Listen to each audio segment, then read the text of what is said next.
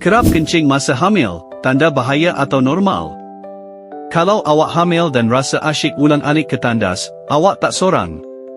Ramai ibu hamil risau dan tertanya-tanya, ini normal ke atau tanda bahaya?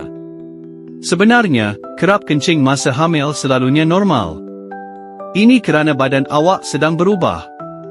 Rahim yang makin membesar menekan pundi kencing, dan buah pinggang juga bekerja lebih kuat untuk menapis cecair dalam badan. Sebab itu, rasa nak kencing boleh datang lebih kerap, walaupun air kencing tak banyak.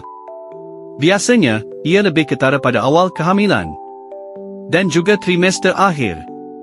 Apa yang boleh bantu? Minum air secukupnya, jangan tahan kencing, dan rehat bila badan penat.